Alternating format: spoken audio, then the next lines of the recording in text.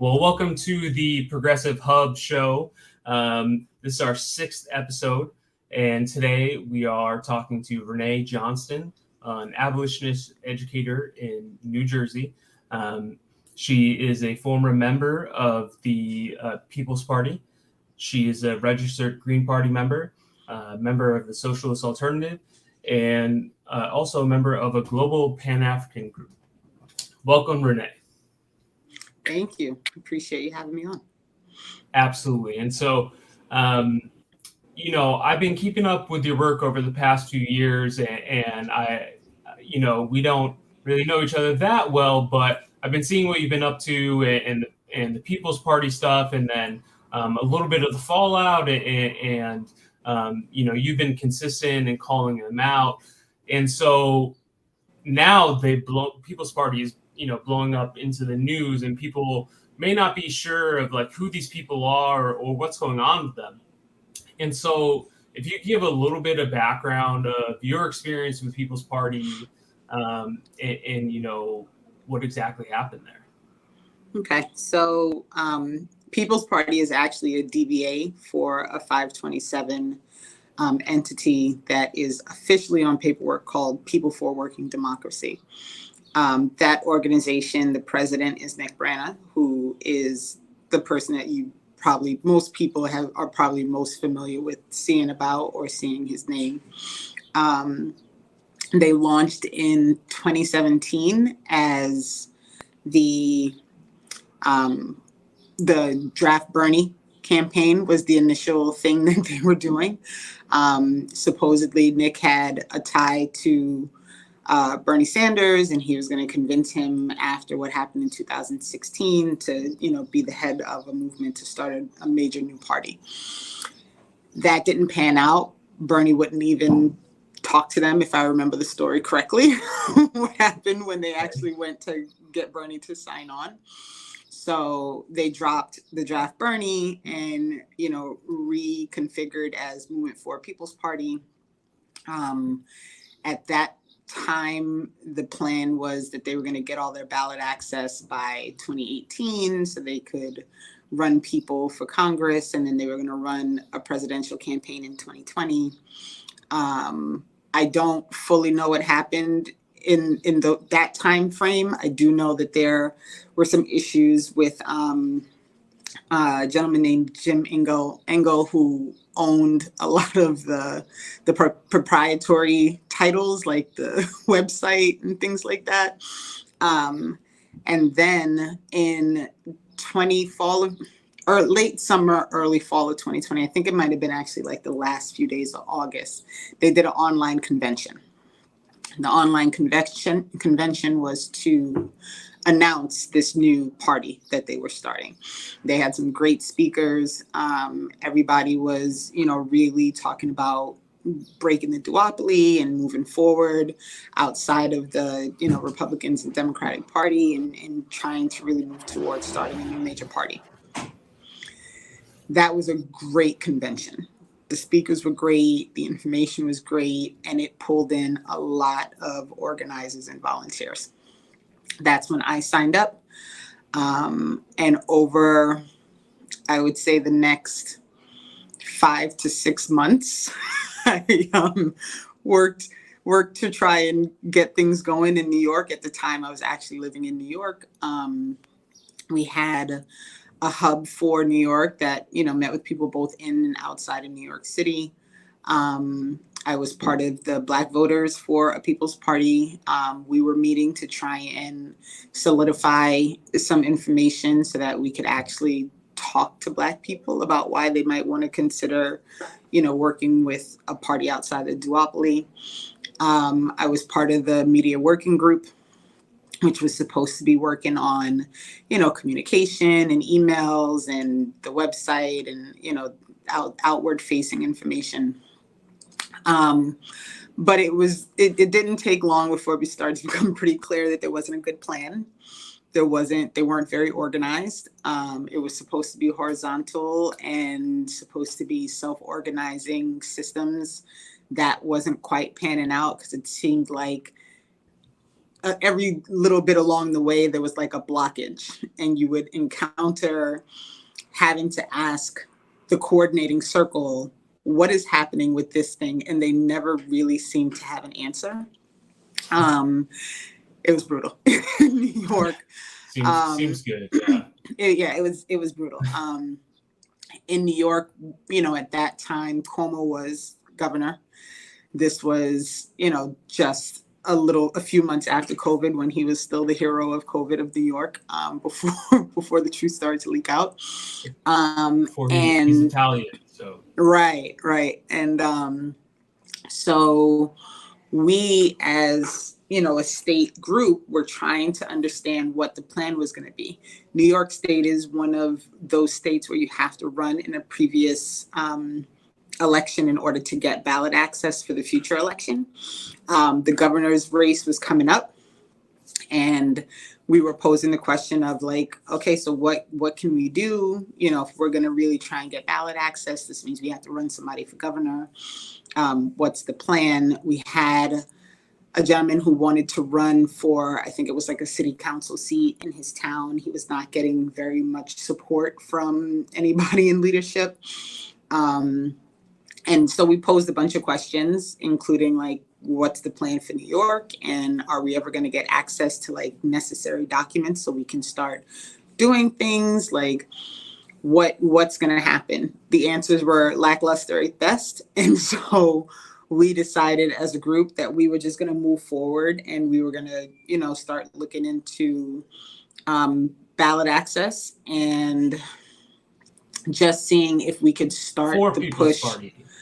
Well, so when you're doing those type of policy changes, it's not really, you can't do it as a political party. You have to do it as like an organization. So we would have actually had to start out as like, People's Party for New York, and then be working on trying to push a referendum to change what the ballot access policy was going to be in the state of New York. So that was actually where we had decided we were going to start to go as our group, because then you don't need a person, right? You don't need a campaign. You don't need, it's not a lot of work to start the process of getting something considered for state mandate. So we were going to look into just doing it that way. Our thought process was, if we're doing work on policy, then we could become like a fully functioning, organized entity in the state. We could work on getting people involved. And then if at some point they got to where they were able to run somebody, there would already be an organized group within the state that was doing work and had been out and about in the state doing something. So that was the intention. While all of this was going on, there was a whole drama with the Black Voters Circle that resulted in the chairperson stepping down from being the chairperson. That in part was because there was a demand to schedule a meeting with Puff Daddy when he was doing his Black Agenda thing. Yeah, it was very bizarre. Was there already a connection, or were they just like, can you set up a meeting with Diddy? Not to my knowledge. I think they thought that they were going to be able to I don't know if there was a personal relationship that they thought they were going to be able to leverage. I'm not entirely sure where the idea came from. I just know that we went to a meeting and the chairperson was like, essentially like, these people want me to set up a meeting with Diddy. And he's been very clear that he's not meeting with people who don't have a Black agenda. And we don't have a Black agenda. And we've been trying to get them to actually participate in our trying to set up a platform that was going to be beneficial for talking to Black people. That has not worked. And, it was very frustrating. And she basically was like, I can't chair this committee when this is the nonsense that they want me to do. Like, set up a meeting with a celebrity, because that's really going to help what we're doing right now. And we don't even have the correct platform and policies and issues in place to communicate with other Black people. Like, where are we going with this? So in addition to all of this, and the story is so crazy and there's so many layers, because it was really that, chaotic. They told you to go across the organization. bridge and get some cheesecake Right. without like they're sending you on a mission to a meeting Right. with Diddy. All Right. right, Right. that's And fun. That's actually I really mean, funny. it was really, I remember that meeting very clearly and being like, how, wait, just the utter confusion and like, what are we, I don't even understand what we're doing right now. So a group of people decided, you know what, there are a lot of things that are wrong within this organization. There are no bylaws. There's no written documents for how to run meetings. There's no access to things. You don't know, the central committee was meeting on like Zoom for hours, right? Making decisions, and no one else in the organization ever knew what was happening, right? All of a sudden And we would just get. how many people would you say were in the organization? When you were still involved. So in early 2001, there were over 2,000 people in the national Slack. Of that 2,000, it was probably more like 300 or 400 that were actually active. The state Slack was a little more active because people were actually working in their own little subgroups to try and do things in their areas. When the small group of people who got together that decided, you know what, we got to try and fix something because we have all this momentum, we have all these people, we have the opportunity to actually try and get something done. Let's push, right? Let's try and see if we can encourage some real change within the organization so that we can move forward and do something reasonable. So they started to write a petition. The petition included things like finances should be transparent, right? Your father is head of the finance committee. This is Nick Branagh's father, is head of the finance committee. People shouldn't have to search down the IRS documentation to find out like what's going on with the money. Yeah. You need bylaws. You've been in existence since 2017. Why are there no bylaws? You need to formalize your committee who's going to deal with when there are issues in Slack, when people, whatever moderation needs to happen when you have too many people in a space together. You need to formalize like that group. There had been a group, they were disbanded by the central committee. Nobody really understood what was going on. So it was things like that. And I can send you the link. In the end, there was actually a website created that has the full petition and all of the things that were perfectly reasonable to try and do if you're trying to call yourself building an organization. Right. While this petition was being circulated and we were, having meetings about trying to, how do we make it so that it doesn't seem like we're attacking the leadership, right? We're trying to make it clear, like we're trying to make things better. We're trying to improve this thing so that it can actually serve the purpose that it needs to serve. It just started to go very badly. I think really what happened is Nick and the people who really were in support of him felt like they were losing control of the organization. They suddenly on the website changed it from being, non-hierarchical and self-organizing structures to like a pyramid where there was a group at the top and then everybody else was responsible to that group. We had a lot of really long meetings, a lot of lies about, them really trying hard to work with what the people were asking them to do. And, in the end, it was really, I wish I had a good way to put it, because there's something about you really wanting something to work, right? Like anyone who lives in this country and pays even a little bit of attention to how many things are wrong has to realize that part of the reason that there's so many things wrong is because we are really like held captive to this two-party system. So anyone who's able to gather that conclusion has to know that breaking that system is the only way that you're going to do something different. So there is something about getting sucked into an organization with the feeling like, oh, this is going to be the thing. And then being like, no, it's just, this is not going to be the thing. And these people don't know what they're doing and they don't have a plan. And there's nothing set up. And there's no way that they can accomplish this goal because this is just not, there's nothing in place.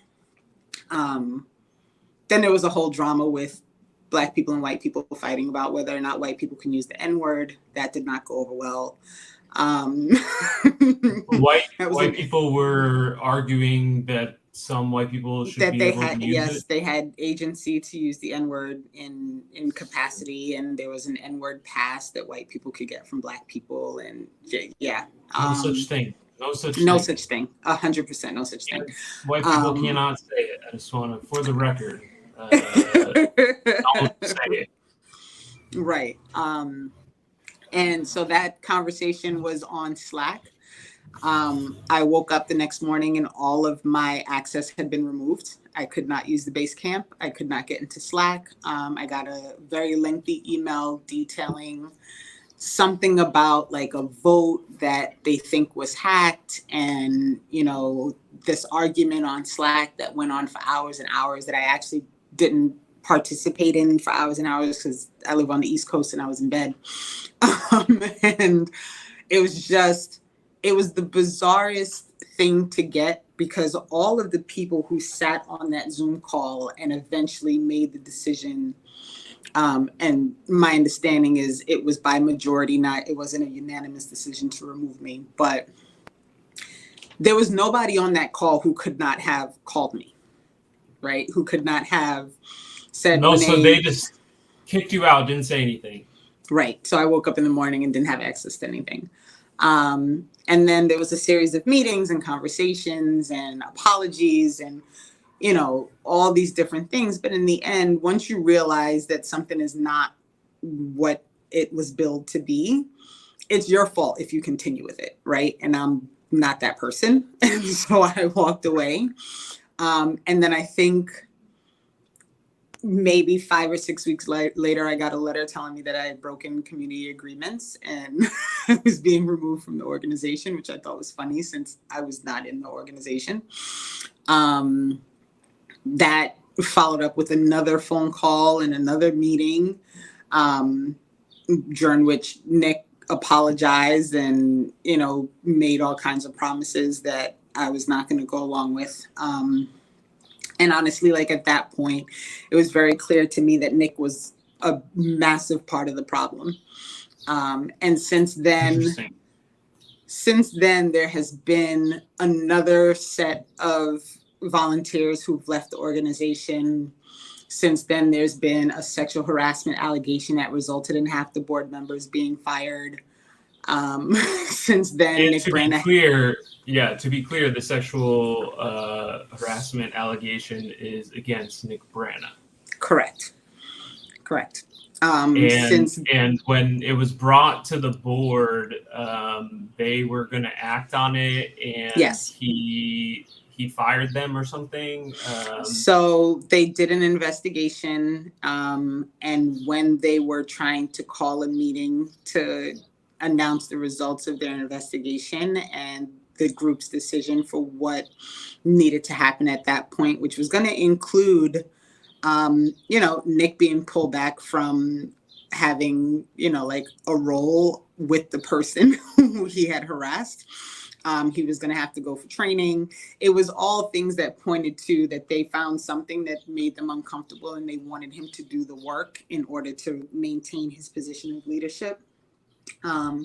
Instead of holding that meeting, he held a meeting with the board members that he got to agree with him, and they removed the board members who were part of the investigation, who were pushing for him to have to do something to remain in. Sounds like corporate duopoly, normal shit. Right. Not quite a quote unquote people's party.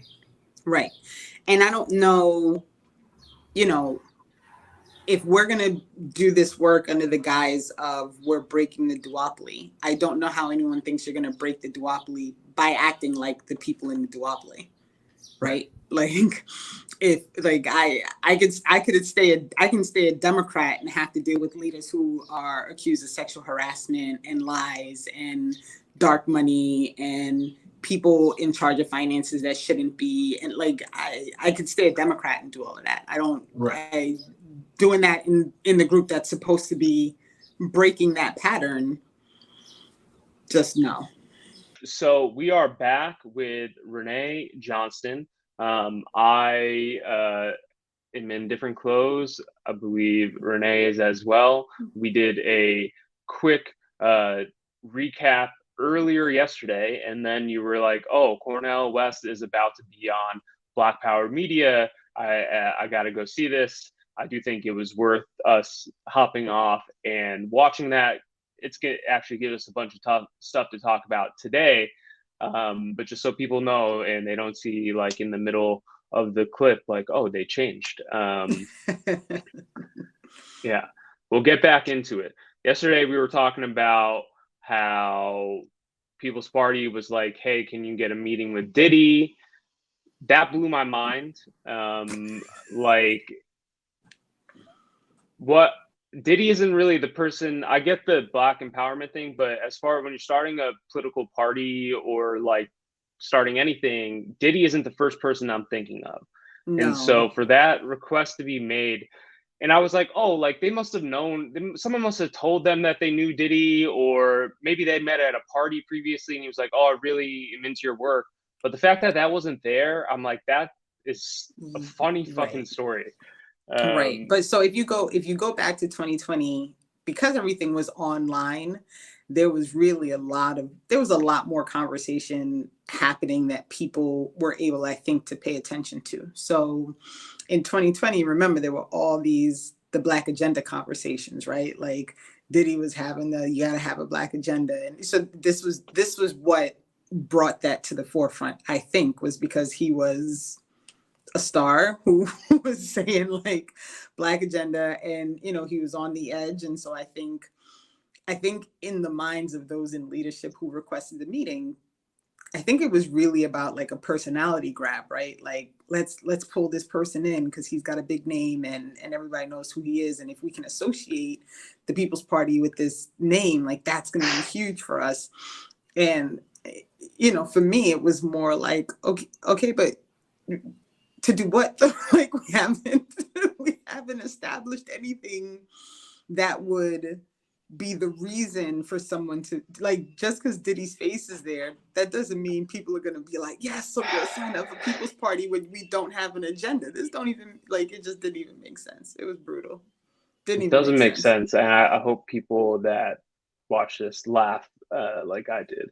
And so we were previously discussing, you left People's Party, and the reason why I wanted to talk to you, because, I've been following you this time and you've had receipts the whole time. You, for as long as I remember following you, like, you've been calling out anti-Blackness in People's Party and the misleadership and all of that. And so for this to happen, and then also when Cornel made the announcement, I think there was like heavy pushback, which there's so many things to discuss, but like, first question, why didn't he expect, like, what was he expecting? Like, why didn't he expect people to get fucking mad like that? Right. So it's been interesting because every time I've heard him answer the question about the People's Party, he has expressed some sense of like unawareness, right? I didn't really know. I knew there was something, but like on Democracy Now, he was like, I don't want to adjudicate this thing. So the impression has been made that he just was not really aware of what was going on. So could this be true? It could be true. But if he wasn't aware, and I said this on Black Power Media, it's because he made the choice to not be aware, right? Because I know other activists who, after the whole thing happened with the petitioners who chose to stay, once they started to see the same problems, at that time, he was noted as one of the advisory council people, and they attempted to meet with him and they were told no, right? Like I have my emails that were sent back to me and the other person who, you know, we put together a thing because she had found a way to communicate with his assistant. And we sent a detailed, here's what happened. And we got an answer of, I've given him this information, I'll get back to you. And we never heard back. So, and that's a paraphrase. I mean, I can pull up the email and figure out exactly what was said, but, you know, but we got a response that the information was there. Now, his mother also passed away. So I know that was, you know, and then everything happened at Harvard and there was all these other things happening, but the information was attempted to be given to him. And in the end, like, none of this was private, right? Like, I was on all kinds of things like, oh, this is exactly what happened. And I was posting everything. And, you know, I get it. Like, I mean, we see I'm like a regular person, but it was public is my point. So if you didn't know what was going on, it was because you didn't make any effort to know. So I personally take issue with a person who is comfortable saying, oh, well, you know, I was on the outskirts and I didn't really know what was going on. Like, you didn't look, you didn't Google. Right. You didn't, and who's advising him? Right. Like, but the problem is the person who was advising him is the very people who were responsible for the problem. So of course they're not going to tell you what was going on, you know, and here we are, you know, for all of the drama. Now there are people who are still part of People's Party who are posting and basically mocking the Green Party and nothing's going to get done with them. And, you know, they're infiltrated by the Democrats and like all this, you know, I'm so disappointed in Dr. West for selling us out. Like, you know, who's going hard for People's Party though? That's what I want to know. Like, come on. It's all people who are part of People's Party.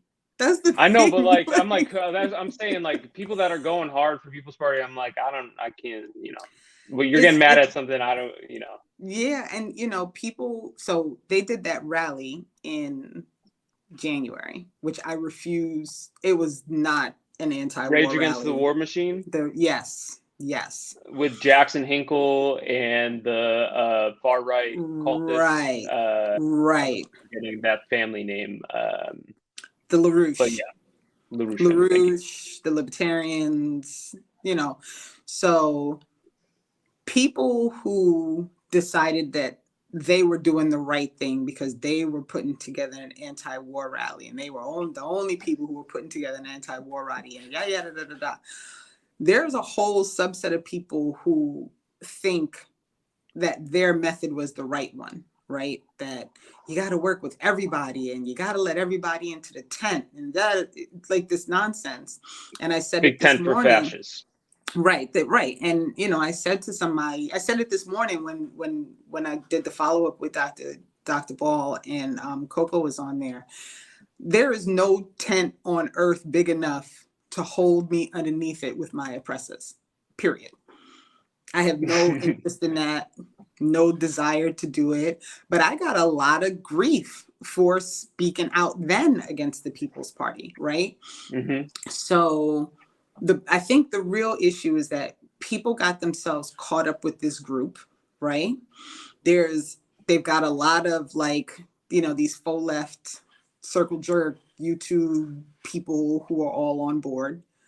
And if you are a fan of those people, then you can't be against Nick Brandon and People Party because those are that's your people, right? So we got real work to do, you know, so it's like. Right. Like, I don't have time to argue with people who, you know, they're so quick to call people unserious on Twitter, but you're like having discussions where you're celebrating Maupin and all these people who are like definitively anti-Black. Like, I don't know how you expect me to be like, yeah, we're gonna go with the Oath Keepers. Like, stop. I don't. Yeah, I'm not kicking it with the Boogaloo Boys. I'm sorry. No interest. No thanks. So I do have like a really important question and one that I think we should flesh out, and I don't think a lot of people are talking about this.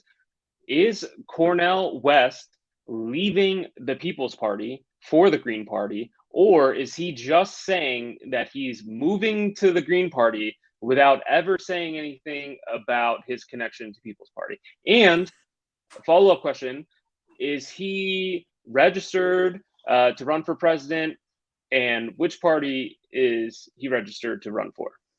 So, very good question. So they asked him yesterday, and he definitively stated that he was going to separate from the People's Party because he found that he essentially said it was too much of a distraction. That instead of people asking him about his campaign and his issues and the things that are important to him, he found that he was answering too many questions about the People's Party. So although I'm sure that is true, I'm a little not very satisfied with that type of answer, because it essentially allows like a reprieve for the people in the People's Party who have participated in all these things, right? Like, I would much rather that he say, you know, the sexual assault and harassment allegations, the issues that were happening within the party. I just don't feel like those are things that I want to be associated, or my campaign to be associated with. You don't have to throw them completely under the bus. You don't have to say that you believe it. You can just simply say that these are the things that were brought to your attention. And as such, I don't want to be a part of anything that includes those things. So I've decided to not run under that banner. He didn't say that. His answer was a little more mealy-mouthed than I would like. I don't know that we'll ever get that answer from him. And I do think that until he decides to have an answer that is more in line with that, he's going to find people keep asking the question, right? Mm-hmm. Like, until you make a strong stand to say, I don't think that the things that were associated with them are things, they're not things that I agree with, and therefore I don't want to be associated with them. People are always going to ask the question, pardon me. That said, what we discovered this week, and I'm sure part of this question is because I posted it, is that there is an FEC filing that lists Cornel West as running for president under the People's Party. However, if you pull the documentation that was sent that caused that listing to occur, there's no signature on the candidacy form. So on Friday, while Chris Hedges was announcing that he was, you know, putting together a meeting between the Green Party and Cornel West, someone in Virginia mailed out a document that was not signed that indicated that Cornel West was running under the banner of the People's Party for president. Where does Nick Brannon live? Virginia. Oh, interesting. Okay. That's so a whole nother wrinkle. I don't want to get myself in trouble, so I am not making any accusations. Maybe if you want me to clip that, I can clip that if you want. I mean, you know, you can just simply leave this part in. Okay, I am not making any accusations as to who is responsible for this, but the documentation is very, very clear. It was mailed from a FedEx in Virginia. The document is not signed. And that is the document that the FEC has used to put Cornel West in the system as running for president under the People's Party. This is fact, because that is the documentation that right now you can pull out of the FEC. So I don't know. I don't believe you can file for candidacy with a document that's not signed. My suspicion is it's going to get flagged at some point and it's going to get pulled, and someone's either going to communicate with Dr. West and say this is incomplete, or he's going to actually file with whatever he's going to actually file under, and then it'll show that he's running for candidacy with the Green Party. So what'll happen is multiple candidates, if there's going to be a primary, would all file for candidacy with the Green Party. Green Party would have their primary, and then they would put forward their one candidate for presidency. Yeah, so that's all really interesting. And I wonder if any media will ask him about that before he has to follow up with the FEC. Because that's a problem right now. He's still, I mean, if someone looks it up right now, it says People's Party. So it's going to have to be addressed.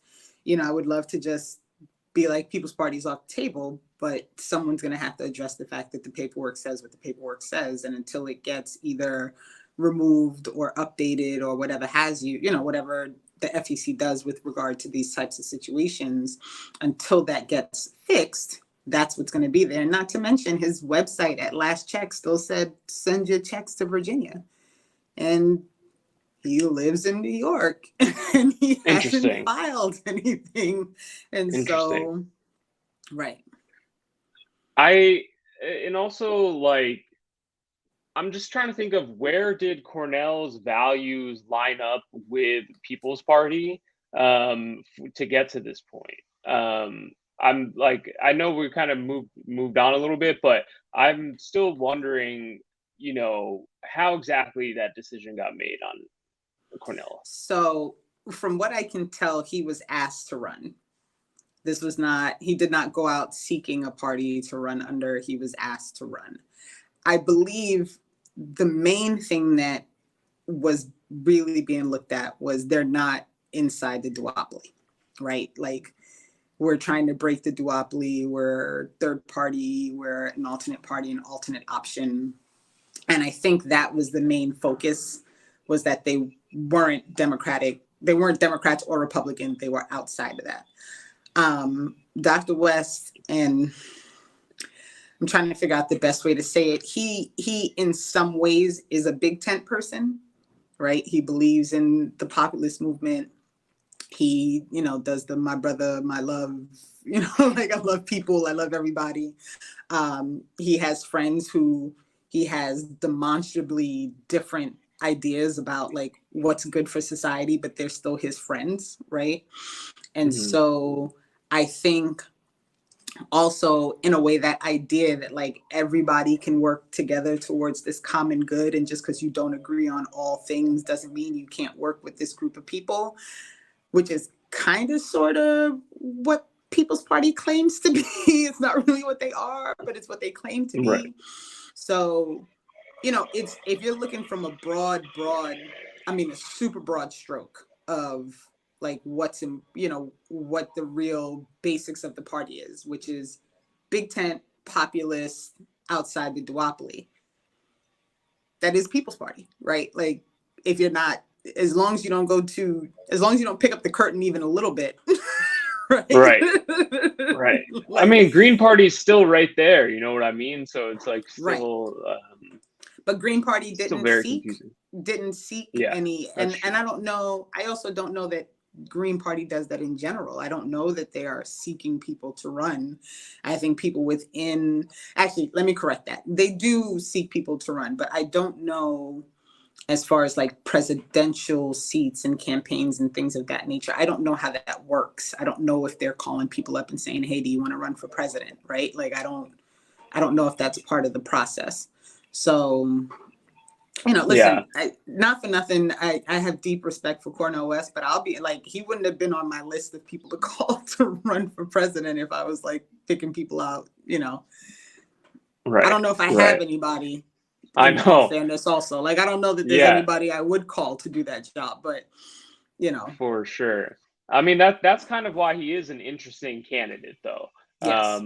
Because he has some level of mainstream approval, like a tiny bit, but, like, he does get on those big networks and all of that. But it's also interesting with his understanding and stature and level of analysis and ideology that he would choose People's Party, because I do have respect for Dr. West, and the interview, even 30 minutes that I saw with Black Power Media, I was like, oh, he's saying some interesting things. Right. All right, so why don't we get into that? I'm gonna play. It's a minute-long clip, Okay. and then let me see if I can do this successfully. Okay, well, give me 1 second. Let me share the screen. Okay. All right, you can see that. Yep. There we go. Okay, so we're going to watch a clip of Dr. West on Black Power Media from last night. I thought it was pretty interesting. Let's check it out. As a quick follow-up to the Cop City questions, would you pledge to be part of your campaign platform to say no cop city as part of the no militarization of the police. Absolutely. And when you do future, like I have no idea whether or not you've spoken out about it in the past, but to do more to speak out about it, the struggle is still ongoing here in Atlanta. There's still other ways that folks on the ground are trying to make sure that Cop City never happens. And because you're going to be sort of on a whirlwind tour talking about your presidency, I think emphasizing obviously the militarization of the police, but this specific example, which has become a center point of discussion around the militarization, becomes so important if you, as someone who has a larger platform, are able to speak on it and keep it alive. And so that would be a request, would be to add that as a part of your platform. No, I deeply, deeply appreciate that. Deeply, and you can imagine. I mean, shoot, if I win, I would pardon Mumia Abu-Jamal. I would pardon my dear brother in Arizona, known as H. Rap Brown. I would pardon Brother Leonard. I would tell Assata she can come home if she want to, or she can stay at home if she want to. I would pardon Julian Assange. I would pardon Snowden, who have been truth tellers and revealing the war crime. And I'll say that publicly. I don't tell. All right. So I thought that was really interesting. Yeah. And I was like, yo, if he gets mainstream attention and debates, and he goes up there and he says stop Cop City, I'm like, this could all be worth it. So what do you think about you can speak generally about the Black Power Media interview, and but specifically about this point. So, and I don't know how familiar you are with who's been involved in that struggle on the ground, but Kamal Franklin, who is the person who asked that question, Right, is part of the community movement builders out of Atlanta. And he's been a strong voice for fighting this battle for the 2 years that it's going on now, right, that it's been happening.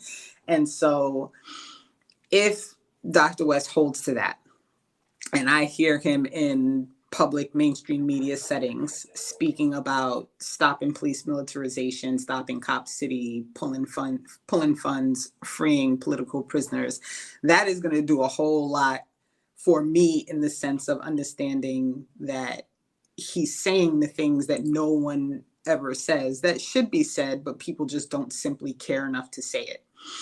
So right, this is the issue with that, though, is if he says it, he's going to quickly find himself out of favor with right, mainstream media, is my guess, right? Like, they're not trying to hear that on mainstream media.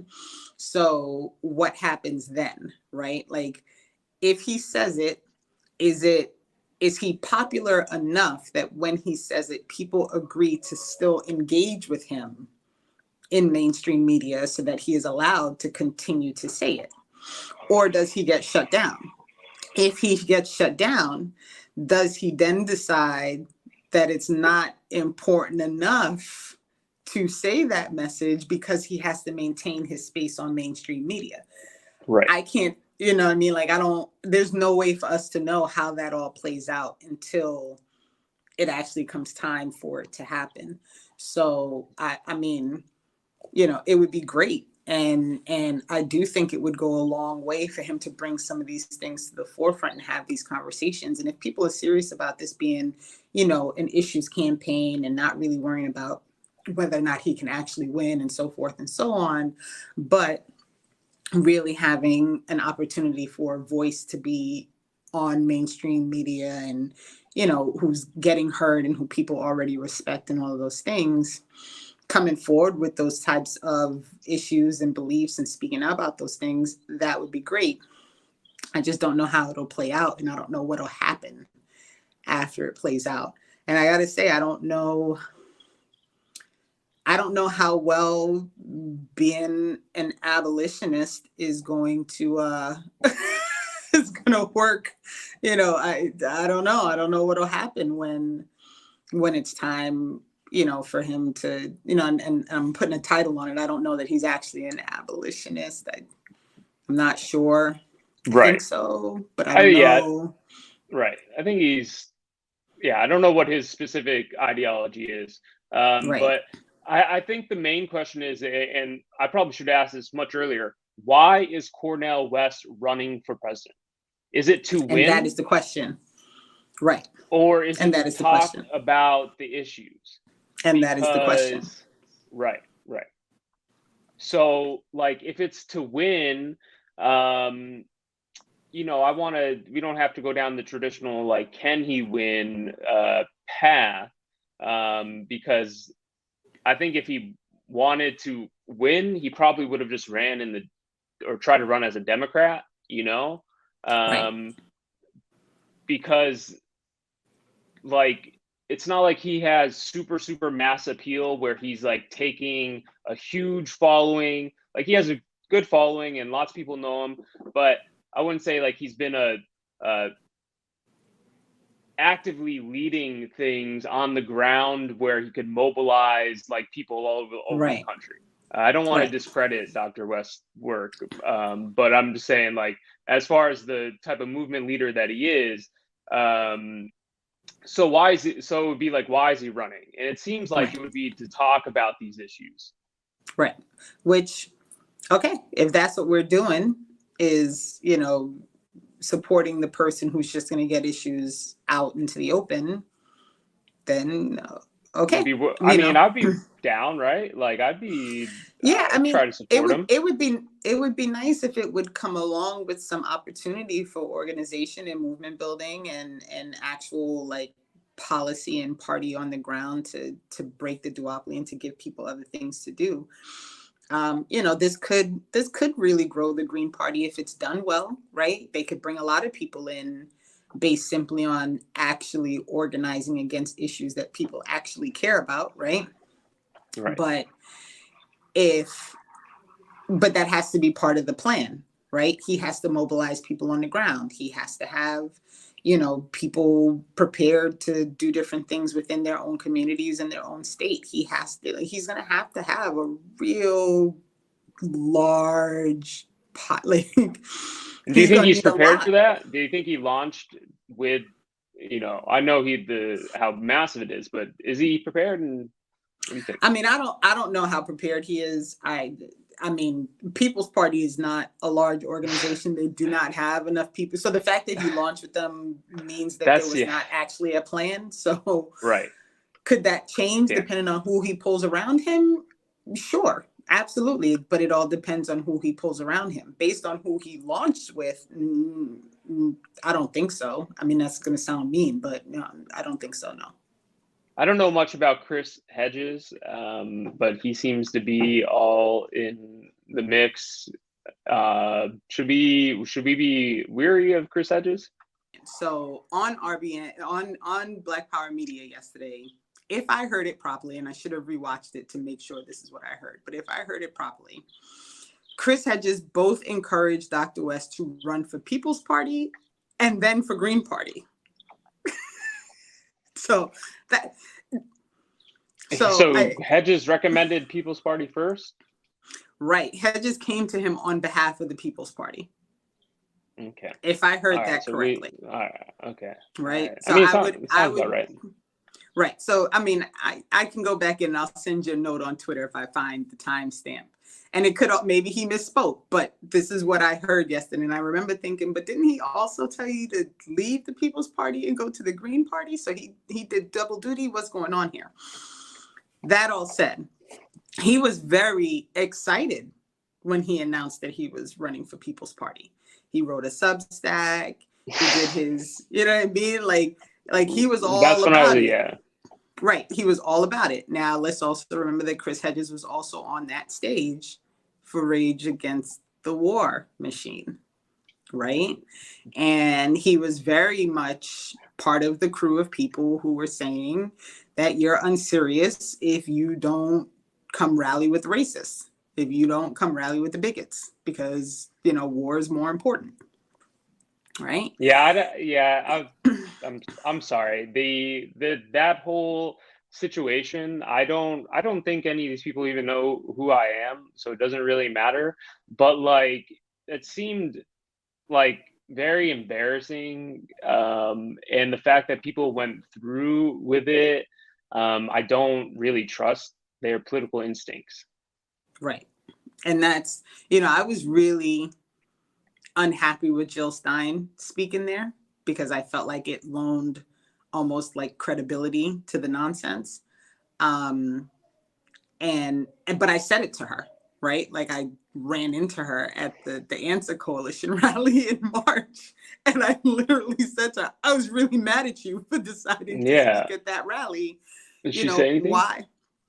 The stance was that any opportunity to speak out against war is a good opportunity, was essentially the stance. I heard that from some people too. Right. And she is anti-war. And so I don't question that. What I question is it worth adding your name to something that is absolutely like not a good thing just to support what?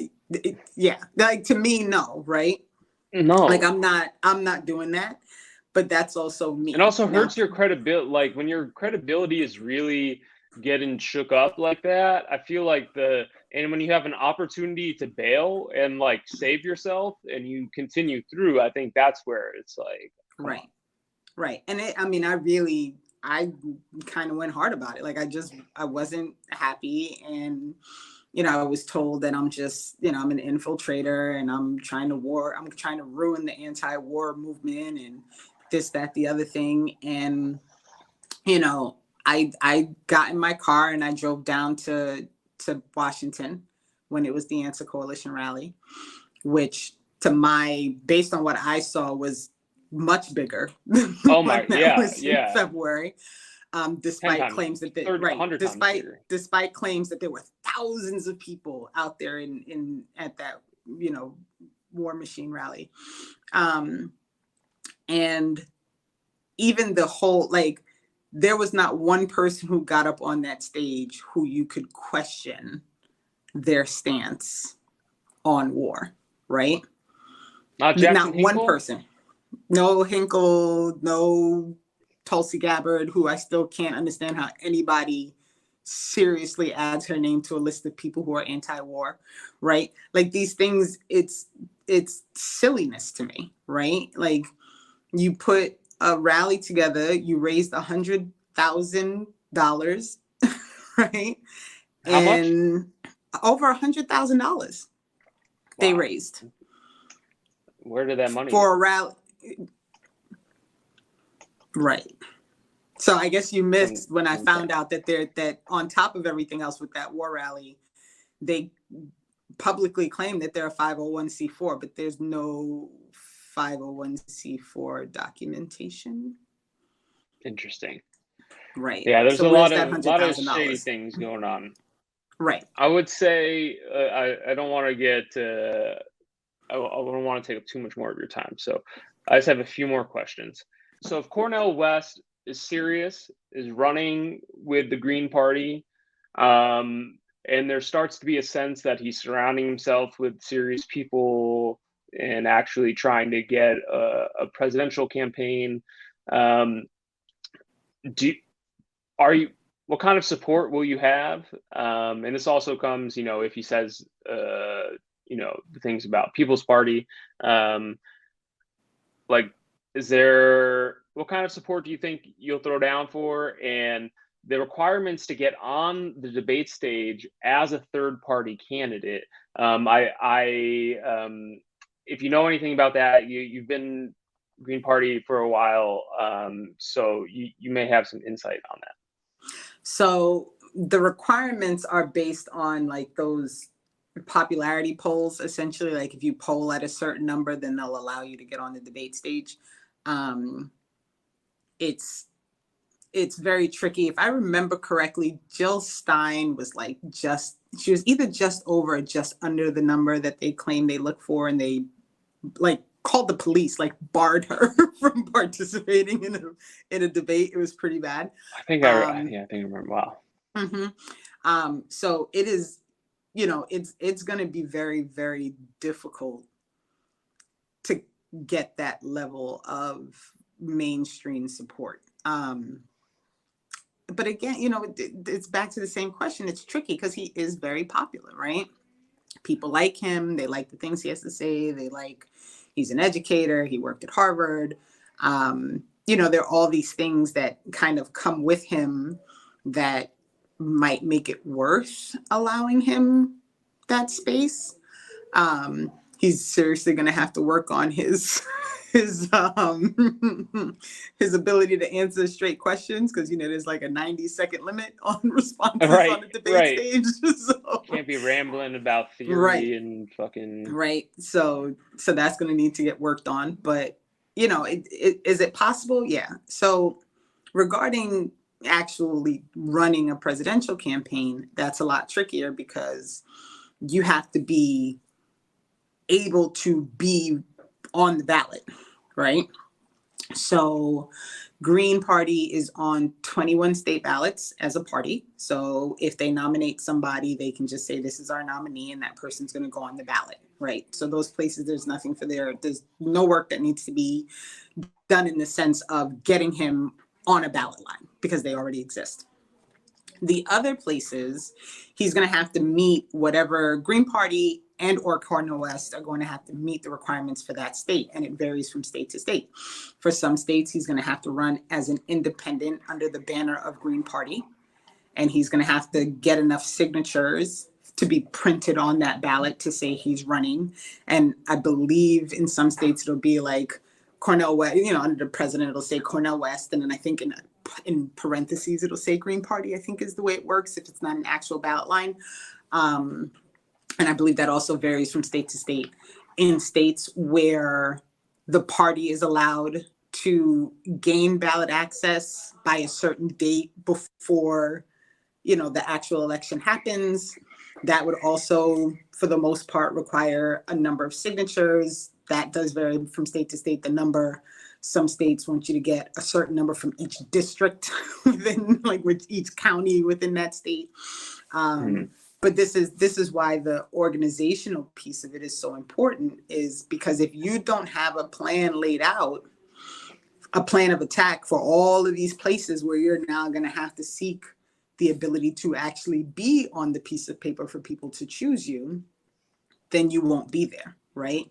One of the reasons that people were so mad about Jill Stein was because in the end, Green Party managed to get ballot access, I think, in 45 states in 2015.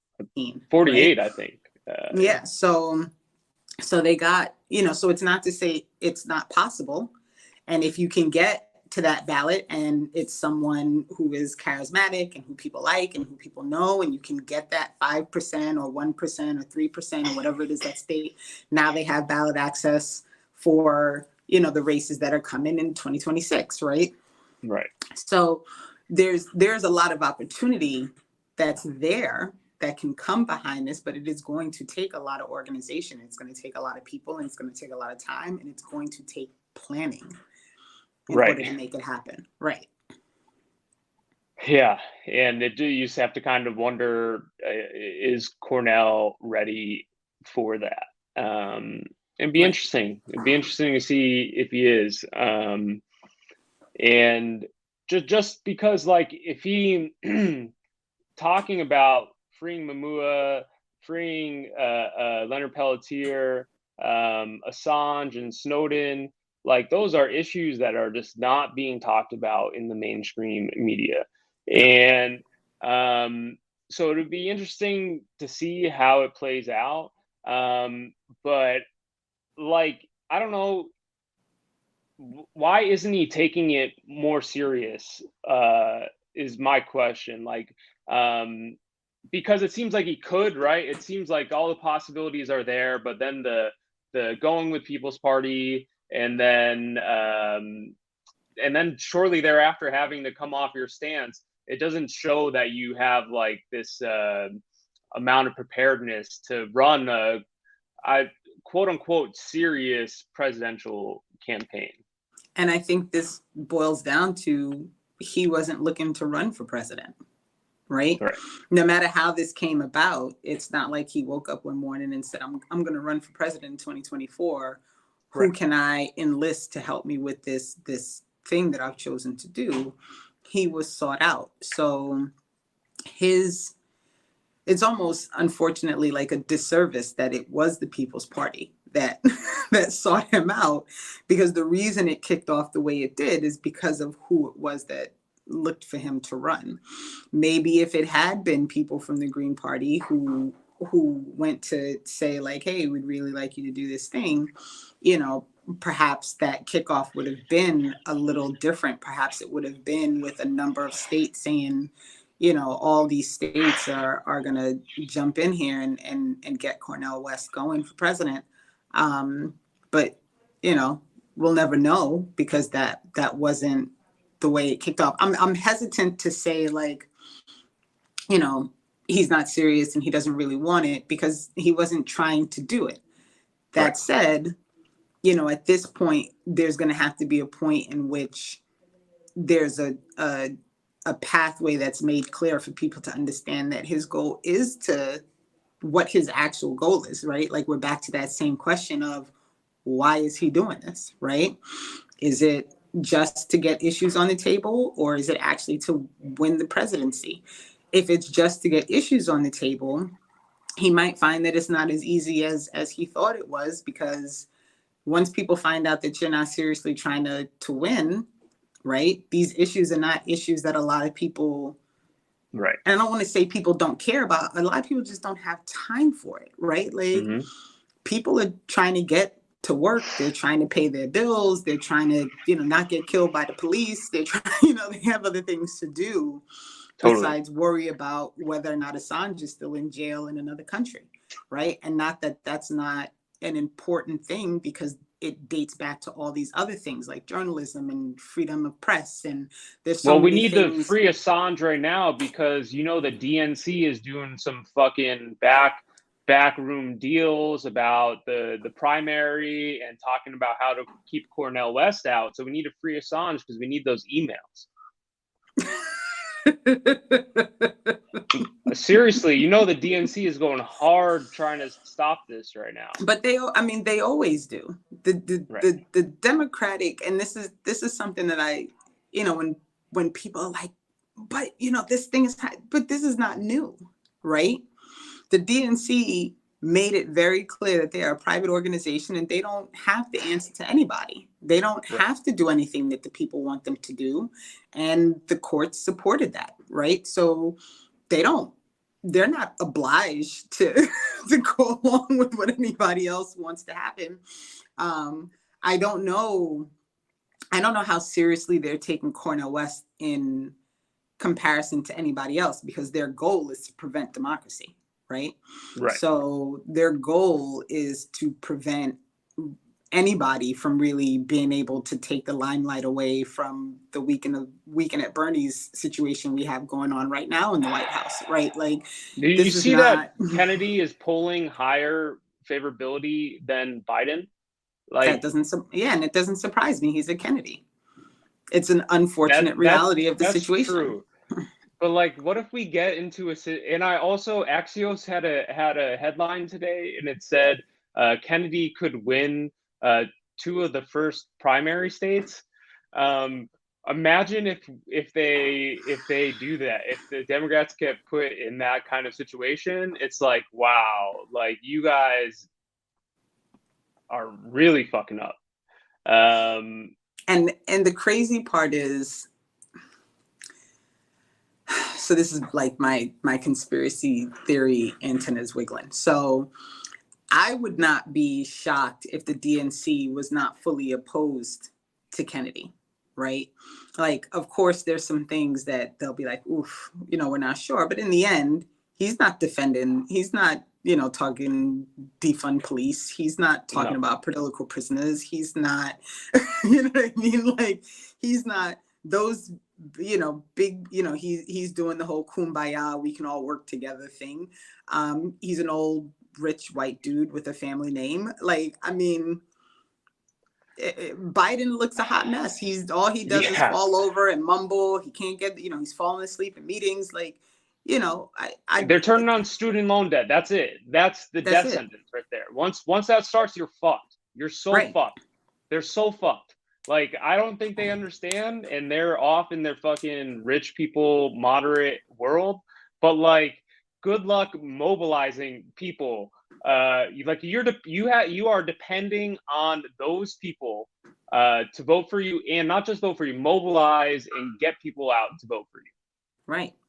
We're in we're in a really, really, we're in a bad situation as regular old, residents of this of this country. There is no good solution, right? The reason that people are excited about Cornel is at least he's not like everybody else, which I can give them that. But I hate to say it, Trump wasn't like everybody else, and that's how we got into some of this situation to begin with.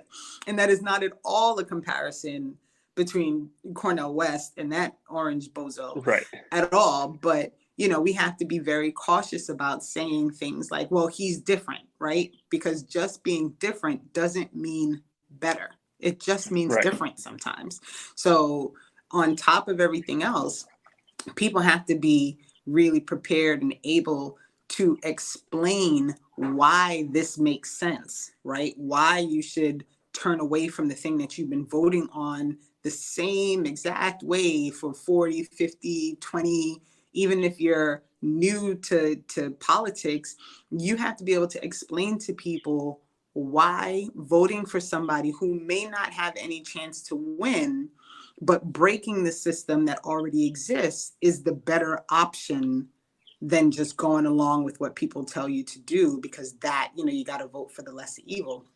And in order for that to work, we have to be sincere about what is coming to the table. What are we really talking about? What are the issues that we're focusing on? How are we going to fix these things? Why are these things important? And people have to be able to have those conversations, or it's all going to be for naught. Like, yeah, he'll get some sound bites and, he'll get on TV and he'll say the things, and maybe a few more people will be aware of some stuff that's happening, but it'll just fizzle out. And then what? We're not in any better situation. And Lord have mercy, please, I hope with everything in me that he doesn't turn around and be like, well, this isn't going to work, so vote for Biden. Nah. I sure hope not. And I think he would lose a lot of credibility after doing that. I mean, he might. Like, that's something that, like, he did it. He did it in 2020. Do. Yeah. And it could happen. But I just feel like we're at such a different point. And also, I don't buy the Democrats' thing about saving us from fascism, and Trump and DeSantis are so scary when Cop City is happening and they killed a climate protester, Tortuguita, who had their hands up, and they're charging 40 people with domestic terrorism, and they just raided a bail fund. That is fascist shit happening under a blue state in a blue city in a blue presidency. Right. And so when we talk about when we're in a bad spot, like, and then the Dems are putting up Biden again, like, it's really actually fucked up. Right. And these people all stood up and clapped when they talked about, we're not going to defund the police, we're going to fund the police. That didn't happen 6 years ago. That happened with Biden at the helm, right? He wanted to bring 100,000 more cops in, and he did. Yep. He wanted to help support bringing more money to police officers, and he did. For everything that people went through to try and fight this battle to decentralize the ability for police states to be, as large as they are, more money ended up going into cops when all was said and done. Nothing changed. Nobody defunded anything. There was no actual move towards, pulling funds from police officers and giving them to services instead. None of that happened. And that's why we're in the position we're in now, because, I don't know how many people realize that in 2017, there was a city planning a whole project that was put together for the city of Atlanta. The plan in that project was to save the forest, and was to make sure that it remained a green space, and was to use it to educate residents about the forest and about trees and about plant life. It was to clean the water. There was zero thing in there about chopping down 85 acres in that forest to build a police militarization facility. It was not part of the plan. That only became part of the plan after 2020. Yeah. Well, yeah, and Joe Biden, I've mentioned this previously, but he changed the DHS memos for domestic violent extremists to include anti-fascists and climate activists and all of that. And so when you talk about Biden wants to add 100,000 more cops, and then in the midst of capitalism crumbling in the United States, Democratic Party, you talk about destabilizing democracy, they kind of have to do what they're doing, right? They kind of have Correct. to add 100,000 more cops and try to build Right. Cop City, because as this continues to collapse, what do you think is going to happen in the streets? Right. Turn And they have student to have loans a way on, to shut it turn down. them on, Mhm. and watch what happens to the economy. Okay. And then Trump or DeSantis wins, and these fucking fascists actually get in power, and then the economy is collapsed. What's going to happen? Right. It's gonna be interesting. We're on the way to straight up disaster. That's why we got to Straight up organize our disaster. communities, organize your workplace, organize your family, organize your communities, and we keep us safe. That's I don't right. want to be I don't want to be super negative, but like that could the warnings are there, right? That could happen, right? So Right. let's Right. And we suck, do have but this is a unique opportunity because things are so outrageous and so out of control. This is a window of opportunity where people are fed up enough that they'll listen, right? You can have conversations now that you couldn't have before because things are so totally out of control. So it's something to think about. Absolutely. And before we get off, I just want to give you a shout out on record for having Stop Cop City in your Twitter bio for like 2 years, early 2021, probably before anyone else. Like, I have a poster right here, Cop City. People came to LA in June 2021, and that's when I really got hip to Cop City. And I would say you were having that before I'm trying me. to think So if it shout out was, to you. I don't know if, was it that early? I know I Maybe found not out that about early, it. yeah. I found out about it, I think last summer, and I linked up Okay. with Kamau Franklin, and, for me, it was amazing to me that no one was talking about it. And that was the thing. I think that was the thing that threw me off the most. It was not part of the conversation at all. When I told people that they were tearing down an entire urban, a huge portion of an urban forest, and I think it's only one of two that still exist in the country, that they were tearing down 85 acres of it to build a police facility. Man, stop.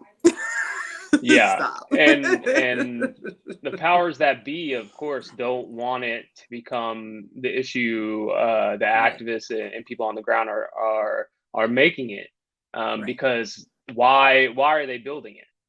Right. Why are they building Cop City?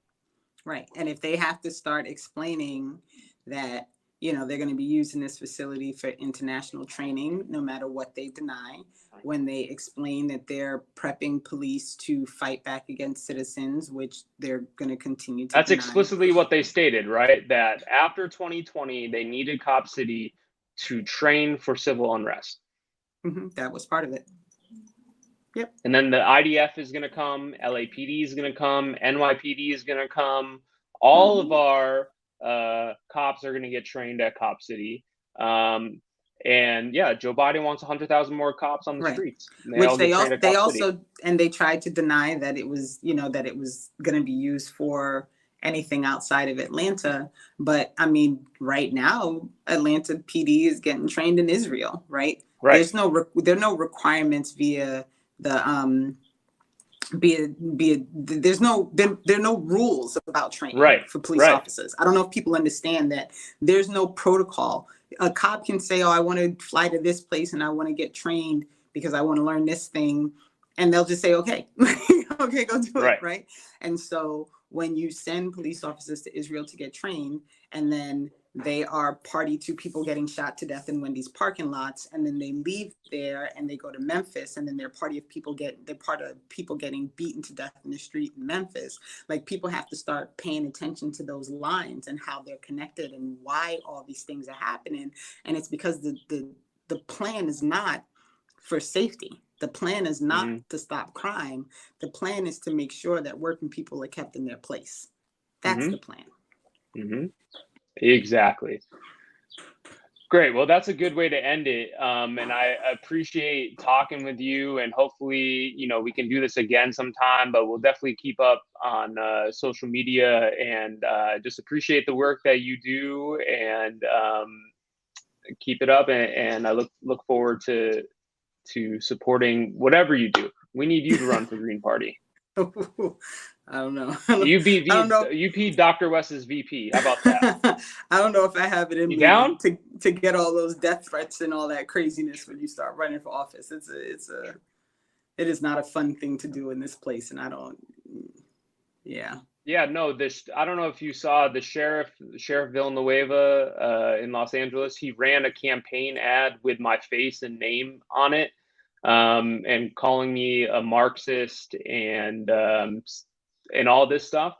I'm just a regular person. I was never running for office. And I knew he also went after Cerise Castle, right? Yes. She did the podcast. So yes. I mean, it's craziness. It's craziness. Yeah. So that level of politics, death threats, I'm out. Yeah. Cool.